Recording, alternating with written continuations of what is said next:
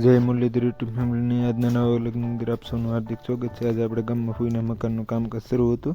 જોઈ શકો છો ઈંટું અને બેલા ધૂળથી સણેલું છે। જોઈ શકો છો કંઈક આવી રીતનું બધી પલીને એવું બાંધેલું છે। આપ જોઈ શકો છો કંઈક આવી રીતનું કામકાજ હાલતું હતું। પાછળની દિવાલ હતી બધી પાડી નાખી છે, નવાસરથી આખી દિવાલ કરી છે। જોઈ શકો છો આ બેલા એના અંદરની અંદર મૂકી દીધેલા છે। કંઈક આવી રીતનું બધું ઈંટું અને બે પાણકા અને પલીને આવી કંઈક લીધેલ છે। જોઈ શકો છો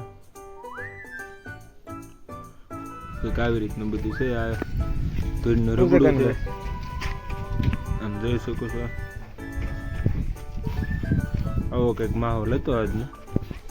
ફૂઈના મકાનનું કામકાજ કંઈક આવી રીતનું હાલતું હતું। આપણે પછી રબડું બનાવવા મળ્યા હતા। જોઈ શકો છો રબડું કાંઈ ઘટે નહીં એવું હતું પાણી। જો કંઈક આવી રીતની પલીન આવેલી છે, આપ જોઈ શકો છો કાંઈ ઘટે નહીં એવી પલીન તો લાગે છે। મકાન પૂરા થાય પછી ખબર પડે। અને પછી બપોર પછી હાંજ સુધીની અંદર આજે એટલો પાછળની દિવાલ હતી સણી નાખેલ છે અને પલીન તો કાંઈ ઘટે નહીં એવી આવેલી છે, જોઈ શકો છો।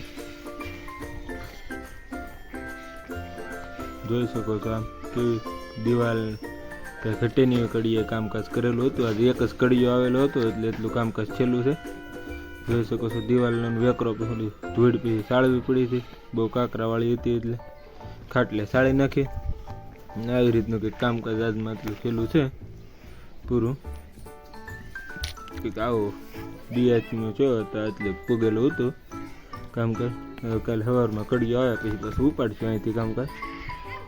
એટલી દિવાલ પાછળની પૂગેલ છે ને આ પલીનને બે રૂમની પલીનને એટલું પૂગેલું છે, જોઈ શકો છો। ધૂળ સાળીને કરવું પડ્યું હતું।